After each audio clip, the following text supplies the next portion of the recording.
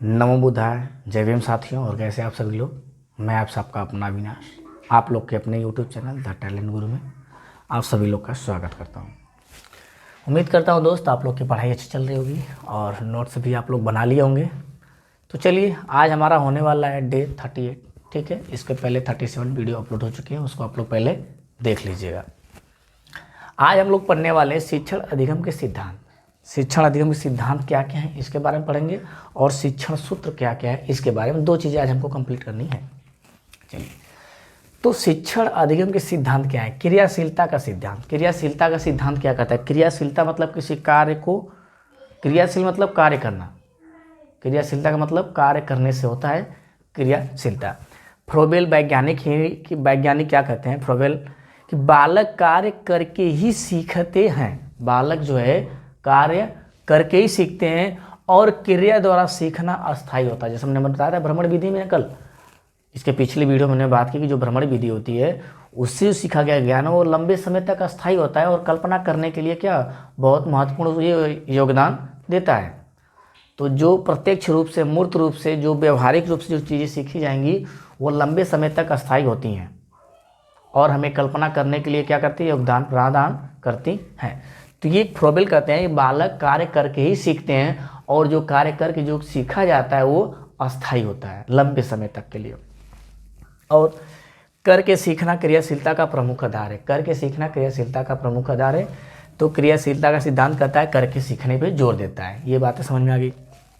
प्रेरणा का सिद्धांत। प्रेरणा मतलब होता है किसी चीज़, किसी कार्य को करने के लिए तैयार करना। किसी व्यक्ति या पर्सन को किसी कार्य को करने के लिए जब तैयार किया जाता है उसे क्या कहते हैं, प्रेरणा। प्रेरणा दो तरह से होता है, एक होता है अभिप्रेरणा, एक होता है बाह्य प्रेरणा। अभिप्रेरणा मतलब किसी कार्य को हम अंदर से करने के लिए तत्पर हों, या अंदर से करने के लिए तैयार हों, इच्छुक हों, हमारी अंदर से रुचि हो किसी कार्य को करने के लिए, तो उसे आंतरिक प्रेरणा कहते हैं। बाह्य प्रेरणा कहते हैं उसे जो कोई बाहर से डांट के, फटकार के, मार के, किसी तरह से बल दे के, फोर्स करके हमसे कोई कार्य करवाए तो उसे कहेंगे बाह्य प्रेरणा। बातें यहाँ तक समझ में आ गई होंगी आपको। प्रेरणा का सिद्धांत कहता है कि शिक्षण में प्रेरक तत्वों को शामिल करने को प्रेरणा का सिद्धांत कहते हैं। अब प्रेरणा का सिद्धांत, प्रेरणा के तत्व कौन कौन से होते हैं, ये होता है शाब्दिक, एक होता है अशाब्दिक।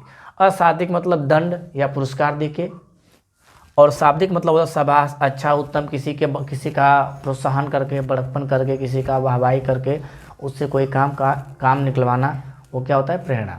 तो किसी से कोई काम करवाना है तो भैया या तो आपको आंतरिक प्रेरणा देना होगा, जब वो अंदर से, मतलब कब तैयार होगा, जब उसे शाबाश, अच्छा, उत्तम, ये सब चीज़ जब उसको मिलेगा, जहाँ पर उसको प्रोत्साहन मिलेगा तो वो कार्य करने के लिए अंदर से तत्पर होगा।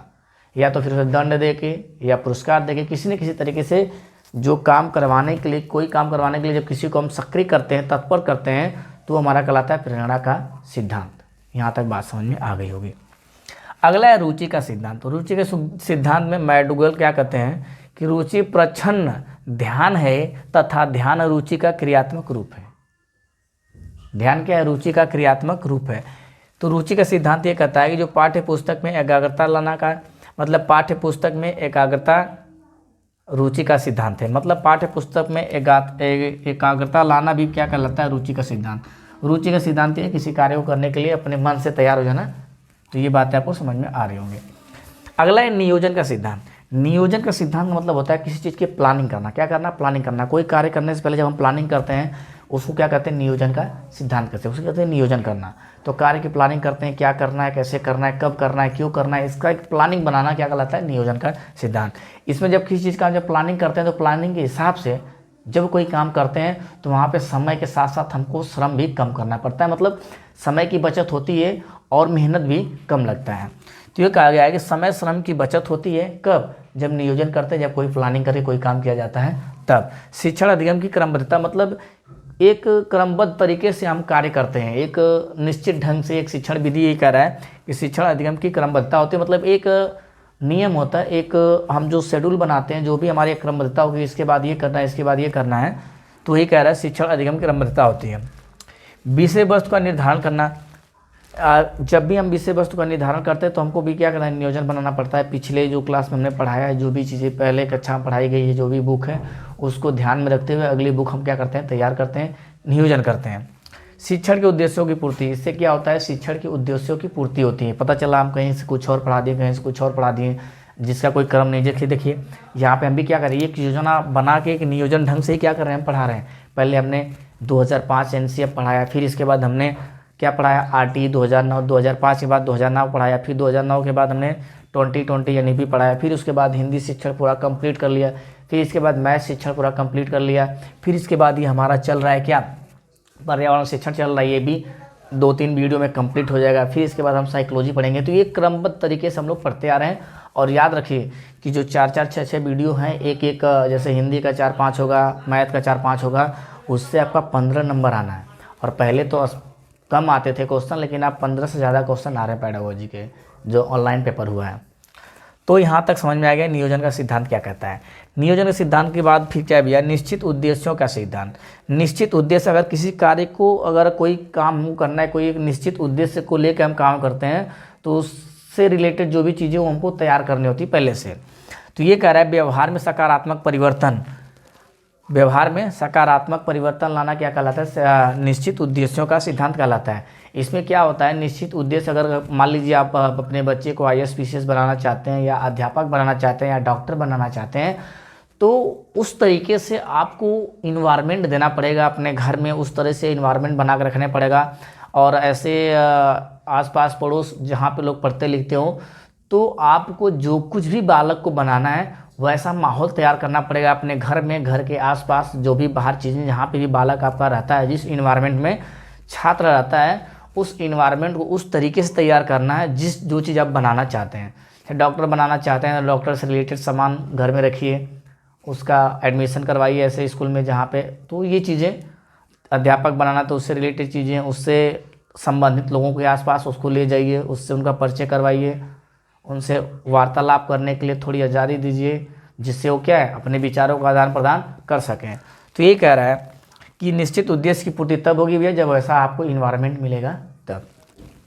व्यक्ति विभिन्नता का सिद्धांत क्या कहता है, व्यक्ति विभिन्नता का सिद्धांत ये कहता है कि पृथ्वी पर हर एक प्राणी, हर एक व्यक्ति एक दूसरे से क्या है, भिन्न है, और सबके अंदर किसी न किसी तरीके से पाई जाती है व्यक्ति विभिन्नता। भले हाथ पैर आँख नाक मुँह कान सबका भले एक ही जैसा हो, लेकिन सबके अंदर सोचने समझने कल्पना करने की शक्ति क्या होती है, अलग अलग होती है। जो जैसा इन्वायरमेंट पाता है उस हिसाब से उसकी बॉडी ढल जाती है, उस हिसाब से उसके सोचने समझने की शक्ति डेवलप होती है। तो व्यक्ति विभिन्नता का सिद्धांत ये कहता है कि अगर आप कक्षा में अगर बालक को क्या करने पढ़ा रहे हैं, तो आपको व्यक्ति विभिन्नता का भी ध्यान देना पड़ेगा, जिससे क्या होगा कि प्रत्येक बालक को सीखने के लिए क्या करेंगे, आप तत्पर कर सकते हैं। अगर व्यक्ति विभिन्नता का ध्यान दे कि अगर बालक को अगर कक्षा में अगर नहीं पढ़ाएंगे, क्योंकि हमने पहले ही बताया कि जो इंडिया का जितना भी क्लास है, जो भी कक्षा है, चाहे वो UKG LKG का हो, चाहे MSc PhD का क्लास क्यों ना हो, सब क्लास में पाई जाती है व्यक्ति विभिन्नता। कहीं पे जाति के आधार पे, तो कहीं के धर्म के आधार पे, तो कहीं सोचने समझने के आधार पे, किसी न किसी तरीके से पाई जाती है व्यक्ति विभिन्नता। और उस व्यक्तिक विभिन्नता को ध्यान में रखते हुए ही आपको क्या करना है, शिक्षण विधियाँ आपको अपनानी है, और आपको अपने शिक्षण विधियों में अपने शिक्षण विधियों में परिवर्तन भी करने हैं, अगर बालक नहीं समझ पा रहा है तब। तो ये तो था हमारा शिक्षण अधिगम के सिद्धांत। आइए कुछ और सिद्धांत देख लेते हैं, फिर इसके बाद शिक्षण सूत्र को देखते हैं। आगे देखिए, अगला हमारा है आवृत्ति का सिद्धांत। क्या है आवृत्ति का सिद्धांत? आवृत्ति का सिद्धांत क्या करता है? आवृत्ति मतलब होता है किसी चीज़ को बार बार करना। आवृत्ति मतलब होता है किसी चीज़ को बार बार करना। तो इसमें क्या आप कह सकते हैं कि जैसे गृह कार्य देना, बालक को क्या करेंगे, गृह कार्य देंगे। जिस क्षेत्र से मजबूत कमज़ोर होगा उससे रिलेटेड क्या करेंगे, आप गृह कार्य देंगे। और गृह कार्य जब करके आए घर से भैया, तभी आपको अगले दिन गृह कार्य देना, नहीं तो गृह कार्य नहीं देना है। अब मानसिक परीक्षा उसकी लेते रहना है, टेबल पढ़वाना है, गिनती पढ़वाना, ऐसे बीच बीच में टेबल कुछ पूछ देना, 2 छक्के 12 तो 8 5 कितना होगा, ऐसे बीच बीच में टेबल पूछ देना, तो उससे उसका क्या होगा, मानसिक परीक्षण होगा। एक तरह से पूरा टेबल सुनने से अच्छा है बीच बीच में टेबल कुछ उठा के या बीच बीच में नंबर कुछ उठा के उससे पूछ लीजिए। या छात्रों से पाठ समझाने को कहना है, अगर जो भी पाठ पढ़ा दिए हैं उसको बालक से बोलिए कि वो समझाए, अपने जो भी उसकी त्रुटि फुटी भाषा हो, जो उसकी मातृभाषा, जो उसकी स्थानीय भाषा हो, जिस भाषा में वो समझा सके उस भाषा में उससे समझाने के लिए कहिए, जिससे क्या होगा, उसके अंदर सोचने समझने का विकास होगा। विभाजन का सिद्धांत क्या है? विभाजन मतलब होता है कि 2 चीज़ों में क्या करना, अलगाव करना। तो विभाजन से हमको फ़ायदा क्या होता है कि शिक्षण को सरल एवं सफल बनाने के लिए इसे अपनाया जाता है। मतलब शिक्षण को और सरल और आसान पूर्वक बनाना और सुगमता बनाना, जिसमें क्या बालक और अच्छे तरीके से बेहतर ढंग से बालक को हम समझा सकें, सिखा सकें, बता सकें। तो उसके लिए क्या करना होता है हमको, विभाजन का सिद्धांत, मतलब एक दूसरे में अलग अलग करके छोटे छोटे टुकड़ों में करके उसे समझाने की कोशिश की जाती है। अब आते हैं शिक्षण सूत्र। शिक्षण सूत्र भैया, यहाँ शिक्षण सूत्र कितने हम लिखवाएं, 1 2 3 4 5 6 7 8 और 9, ये सारे शिक्षण सूत्र हैं। इसमें क्या होता है, सरल से जटिल। सरल का मतलब जो उसके पूर्व ज्ञान से जुड़ा होगा वो क्या होगा, उसके लिए सरल होगा, और जो उसके पूर्व ज्ञान से नहीं जुड़ा होगा उसके लिए क्या होगा, जटिल। तो बालक को क्या करना है, पूर्व ज्ञान से जोड़ के पूर्व ज्ञान से बाहर की तरफ आपको ले जाना है, मतलब सरल से जटिल की ओर ले जाना है। अब कह रहा है ज्ञात से अज्ञात, जो चीज़ें वो देखा है उसके लिए क्या है, ज्ञात है, जो चीज़ें नहीं देखा है वो क्या उसके लिए अज्ञात है। तो जो परिवेश है, परिवेश में जितनी भी सारी चीज़ें वो क्या है उसके लिए ज्ञात है, अगर परिवेश से हम उसके बाहर जाएंगे तो क्या हो जाएगा, अज्ञात। जैसे मान लीजिए अगर पृथ्वी में जो भी चीज़ें विद्यमान उसके बारे में बता रहे हैं तो क्या है, उसके परिवेश का है, उसके आसपास का है। अगर फिर विदेश की बातें या दूसरे ग्रह की बात या सूर्य की बात करेंगे तो क्या होगा, परिवेश से बाहर की बात है। अगला है स्थूल से सूक्ष्म, ठीक है, पूर्ण से अंश। पूर्ण से अंश का मतलब है पहले पूरी उसको बाइक दिखाना, पूर्ण हो जाएगा, फिर बाइक के छोटे छोटे पार्ट के बारे में बताना, वो क्या हो जाएगा, अंश हो जाएगा। जो पूर्ण से अंश है ये हमारा विश्लेषण संश्लेषण के लिए भी हो सकता है। पूर्ण का मतलब हो सकता है हमारा संश्लेषण और अंश का मतलब हो सकता है हमारा विश्लेषण। तो कह रहा है पूर्ण से अंश के लिए मतलब पहले पूरे बाइक को दिखाना, फिर बाइक के छोटे छोटे पार्ट के बारे में समझाना, बताना, वो हमारा हो जाएगा पूर्ण से अंश की ओर। अनिश्चित से निश्चित की ओर, अनिश्चित से निश्चित की ओर जिसकी कोई सीमा ना हो वो अनिश्चित, जिसकी सीमा हो क्या होगा, निश्चित। तो पहले बड़े चीज़ों से उसको समझा के छोटी चीज़ों पे लाना। प्रत्यक्ष से अप्रत्यक्ष, प्रत्यक्ष मतलब जिसको हम देख सकें, जिसको छू सकें, जिसका अनुभव हम कर सकें, क्या होगा, प्रत्यक्ष। जो हमको दिखाई दे, जिसको बीनना, काटना, छानना, ये सारी चीज़ जिसके अंदर हम कर सकें वो क्या हो जाएगा, प्रत्यक्ष। अप्रत्यक्ष मतलब जो हमको दिखाई ना दे। इसको हम किस में डाल सकते हैं, ज्ञात से ज्ञात से अज्ञात नहीं, तो प्रत्यक्ष से अप्रत्यक्ष हो गया। विशिष्ट से सामान्य, विशिष्ट मतलब कोई एक विशेष विशिष्ट के बारे में बताना, और एक सामान्य मतलब सबके बारे में सामान्य जानकारी देना। विश्लेषण संश्लेषण, विश्लेषण मतलब छोटे छोटे टुकड़ों के बारे में बताना, बाइक का पूरा पार्ट दिखाना, संश्लेषण और उसके छोटे छोटे चीज़ों के बारे में बताना, क्या हो जाएगा हमारा, विश्लेषण हो जाएगा। मूर्त से अमूर्त, मूर्त चीज़ें जो हमको पता है वो मूर्त है। अमूर्त मतलब जिसके बारे में हम तर्क करें, चिंतन करें कि मतलब ये क्या हो सकता है, कल्पना करें, वो हमारा क्या होगा, अमूर्त। तो ये हमारे हो गए शिक्षण विधि। शिक्षण के सिद्धांत कितने थे वो हमने समझ लिया। शिक्षण सूत्र कितने भैया, 9 शिक्षण सूत्र हैं, और इसी में से कोई ना कोई आपको पूछने के लिए, इसी में से कुछ ना कुछ आपको मिल जाएगा जो आपके एग्जाम में आ सकता है।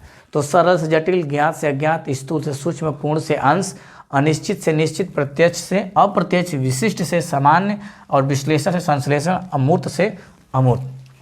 मूर्त मतलब जिसको हम दिखा सकें, अमूर्त मतलब जिसको हम दिखा नहीं सकें, उसके बारे में बस तर्क कर सकते हैं, चिंतन कर सकते हैं, ये चीज़ें ऐसे हो सकती है, कल्पना करेंगे। सब विश्लेषण मतलब टुकड़ों में विभाजित करके समझना, संश्लेषण उसका विस्तार पूर्वक, सारांश, उसका क्या कहा है, संश्लेषण।